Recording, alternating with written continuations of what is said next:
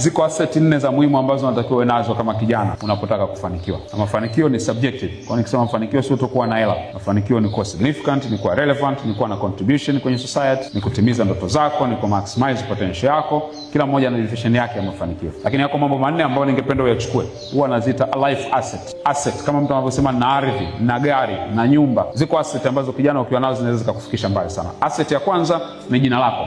Your name. Jina lako ni muhimu sana kwa sababu jina lako huwa lina represent kitu fulani. Ndio maana leo kuna watu wakitajwa majina yao yanawakilisha utapeli. Kuna watu majina yao yakitajwa wanawakilisha watu wasiolipa madeni. Kuna watu wakitajwa majina yao yanawakilisha ukorofu. Ubaya jina lako ni kwamba jina lako mara nyingi linatangulia mahali kabla hujafika. Sasa kwa nini jina lako ni muhimu? Kwa sababu jina lako ni asset, kwa sababu maamuzi mengi yanafanyika maeneo ambayo wewe haupo na uwezi kuinfluence maamuzi hayo. Unapotaka kupata fursa, kuna watu watajadiliana. Tumpe fursa, tusimpe. Bahati mbaya sana hautajua lini umejadiliwa. Kwa ni muhimu kulinda na kutunza jina lako na kulijenga jina lako. Kwa Kiswahili cha kisasa wanasema personal brand. Sasa brand huwa inabebwa na vitu vitatu. Inabebwa na character, inabebwa na image, inabebwa na reputation. Reputation ni vitu tunavyofikiri. Sio lazima uwe hivyo. You can create reputation. Image ni muonekano ambao ndio generation ya sasa hivi ndio tunahangaika nayo sasa hivi. Tunataka tuonekane kwa sababu tuko kwenye ulimwengu wa social media. Kwa cha kwanza, make sure unatunza na unalijenga jina lako. Swali la kujiuliza ni kwamba jina lako linapotajwa huwa linawakilisha nini? Yaani wewe jina lako likitajwa huwa linawakilisha nini? Sasa hiyo haijengwi na mtu mwingine yote, unaijenga wewe mwenyewe.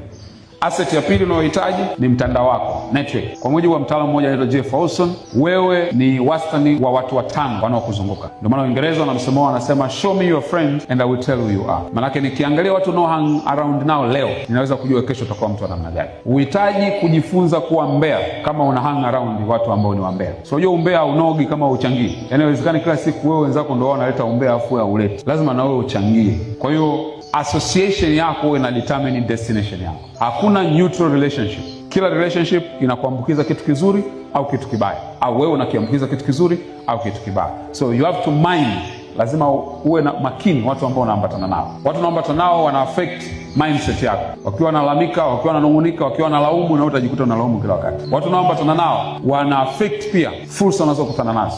Watu unaoambatana nao wana affect aina ya watu utakaojuana nao kwenye maisha. Ndio maana wanasema ukitaka kuchange your life, change your circle, badilisha watu wako. Kwa wewe kama kijana lazima uwe makini, nani anakuwa ni sehemu ya maisha yangu kwanza. Kwa sababu kuna watu ambao destiny zao ziliharibika kwa sababu ya kuambatana na watu wasio sahihi. Na kwa kizazi cha sasa tukizungumza network, tunazungumza pia network kwenye mitandao ya kijamii. Una follow page gani? Una follow account gani?